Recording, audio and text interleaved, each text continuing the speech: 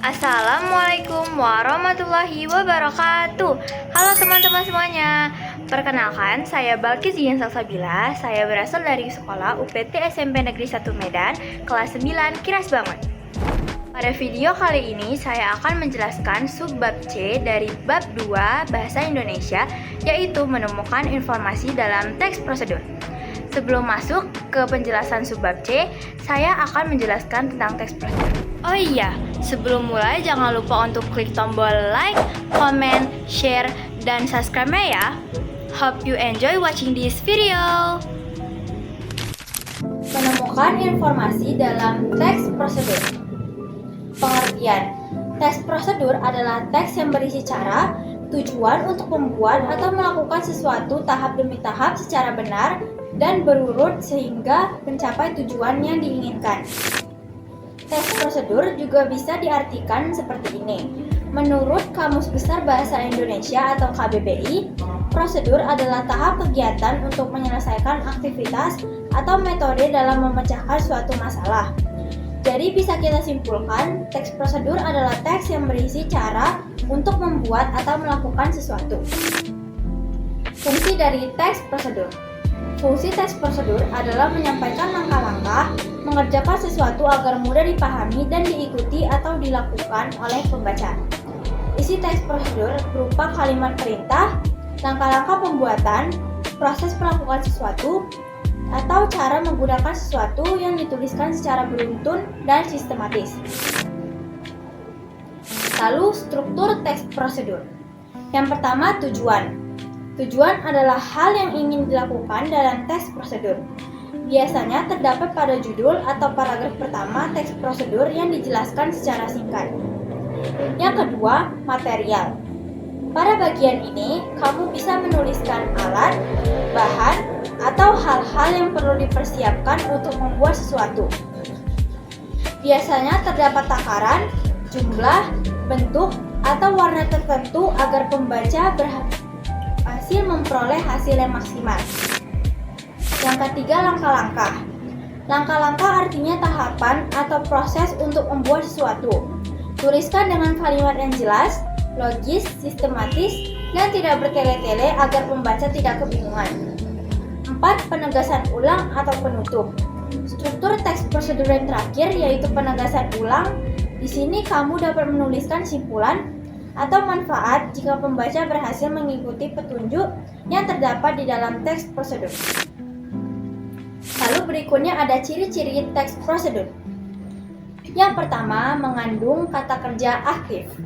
Menggunakan kata kerja yang menunjukkan tindakan fisik yang harus dilakukan, seperti potong, campurkan, atau pasang. Yang kedua, menggunakan kalimat imperatif.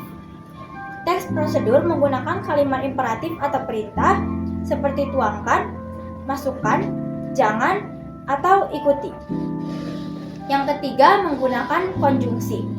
Kata-kata seperti pertama, kedua, selanjutnya, setelah itu, dan terakhir digunakan untuk menunjukkan urutan waktu atau tahapan. Yang keempat, berisi langkah-langkah sistematis. Informasi disajikan dalam urutan yang logis dan berkelanjutan, dari awal hingga akhir untuk mencapai hasil yang diinginkan. Yang kelima, menggunakan kata keterangan. Menggunakan kata keterangan untuk menyatakan rincian, waktu, tempat, dan cara yang akurat. Yang keenam, bersifat objektif. Disajikan berdasarkan fakta dan langkah-langkah yang sebenarnya, bukan karangan atau khayalan penulis. Lalu berikutnya ada jenis-jenis teks prosedur. Yang pertama, prosedur sederhana. Prosedur sederhana adalah serangkaian instruksi langkah demi langkah yang sangat singkat. Biasanya hanya terdiri dari 2 hingga 4 langkah dan dirancang untuk memandu seseorang dalam melakukan suatu kegiatan atau proses tanpa memerlukan keterampilan teknik khusus. Contohnya, cara membuat teh celup. 1. Masukkan teh celup dan gula secukupnya ke dalam gelas. Yang kedua, tuangkan air hangat ke dalam gelas. Ketiga, aduk hingga gula larut, lalu teh siap dinikmati. Yang kedua ada prosedur kompleks. Teks prosedur kompleks biasanya membutuhkan bahan, alat, serta waktu yang lebih banyak dibandingkan teks prosedur sederhana. Pada teks prosedur kompleks, kita akan menemukan subtahapan sebelum melanjutkan ke tahap berikutnya. Contohnya, cara membuat bubur Manado. Menu sarapan super sehat dan kaya serat. Penambahan singkong dan ubi ungu selain untuk memperkaya warna dan gizinya juga membuat tekstur bubur beras merah ini lebih pulen. Bahan-bahan: 400 gram nasi merah, 200 gram singkong yang sudah dicuci lalu dipotong dadu, 200 gram ubi ungu yang sudah dicuci dan dikupas serta dipotong dadu, 2 batang serai yang sudah digeprek, 1 ikat kangkung, cuci peti daunnya, rajang kasar, 1 ikat bayam, cuci peti daunnya, 1 buah jagung manis dipipil, 1500 ml air. Langkah membuat: pertama, didihkan air, masukkan berurutan nasi merah, singkong, ubi, jagung pipil, dan serai. Aduk sampai bubur mengental. Tambahkan kangkung dan bayam, aduk beberapa saat, jangan sampai terlalu layu. Angkat dan hidangkan panas, ditemani ikan asin dan kerupuk. Lalu selanjutnya ada kaidah kebahasaan. Yang pertama, menggunakan kalimat imperatif. Yang kedua, menggunakan konjungsi. Yang ketiga, menggunakan kata kerja aktif. Yang keempat, menggunakan kata imbuhan. Yang kelima, menggunakan kata keterangan. Keenam, kata penunjuk waktu. Ketujuh, pola penomoran atau penanda urutan. Yang kedelapan, menggunakan kata teknis. Lalu berikutnya ada contoh teks prosedur. 1. Cara membuat agar-agar. Agar-agar atau jelly merupakan makanan ringan yang bertekstur kenyal dan lembut. Makanan ini cukup populer dan disukai banyak kalangan, khususnya anak-anak. Untuk kamu pecinta makanan lezat satu ini, berikut prosedur sederhana dalam membuat agar-agar.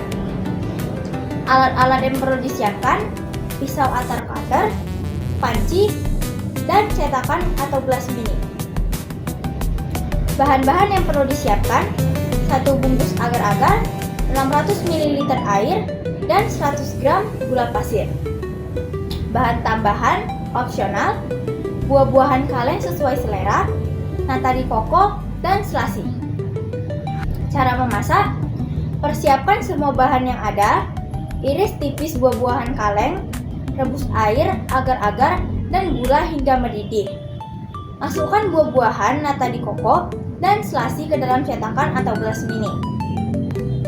Tuang larutan agar-agar ke cetakan dan diamkan hingga dingin. Simpan dalam lemari es atau kulkas hingga agar-agar bertekstur padat. Nah, informasi yang kita dapatkan dalam teks prosedur ini adalah cara membuat agar-agar. Dari cara membuat agar-agar tersebut, kita dapat menemukan informasi. Yang pertama, alat-alat yang digunakan, bahan-bahan yang kita perlukan, langkah-langkah, dan juga bahan tambahan yang bisa kita persiapkan. Lalu, contoh teks prosedur yang kedua, cara membuat SIM atau surat izin mengemudi. Sebelum mendatangi kantor kepolisian untuk mengurus SIM, persiapkan berkas-berkas yang diperlukan. Surat keterangan sehat, salinan identitas berupa kartu tanda penduduk atau KTP dengan usia minimal 17 tahun, dan formulir pembuatan SIM yang sudah diisi. Jika berkas kamu sudah lengkap, maka lanjutkan dengan proses sebagai berikut. Serahkan berkas ke loket pendaftaran dan dapatkan nomor antrian. Lakukan registrasi berupa pengisian berkas pendaftaran, mendaftarkan sidik jari, dan foto diri untuk pencetakan kartu SIM. Ikuti sesi ujian teori keselamatan berkendara. Pemohon akan diuji dengan materi tes berupa teori, peraturan, dan perundangan lalu lintas, keterampilan mengemudi, etika berkendara di jalan umum, dan teknik mengoperasikan kendaraan. Jika tidak lolos, bisa mengikuti ujian ulang pada sesi ujian 7 hari kemudian. Jika lolos pada sesi ujian teori, pemohon bisa lanjut mengikuti sesi ujian praktik. Pada tahap ini, pemohon akan dinilai dari kelayakan berkendara dengan secara langsung mengemudi di hadapan petugas. Materi ujian praktik yakni mengemudi dengan berbagai kondisi dan halang lintang yang harus melewati dengan mulus. Jika pemohon tidak lulus pada tahap ini, dapat mengikuti ujian praktik kembali dengan menunggu sesi ujian 14 hari kemudian. Apabila pemohon kembali gagal pada sesi ujian ulang ketiga dan keempat, kemudian tidak mengikuti sesi ujian ulang selama 30 hari berturut-turut, maka berkas pemohon dibatalkan dan harus mendaftar kembali dari awal. Jika pemohon lulus pada tahapan teks praktik, dapat dilanjutkan untuk proses pembayaran biaya pembuatan SIM dan pencetakan kartu SIM. Informasi yang bisa kita dapat dari cara membuat SIM atau surat izin mengemudi. Yang pertama, berkas-berkas yang perlu kita siapkan terlebih dahulu sebelum datang ke pendaftaran.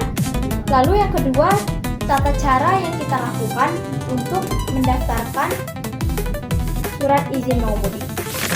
Sekian video dari saya. Mohon maaf jika ada kesalahan kata ataupun materi. Terima kasih.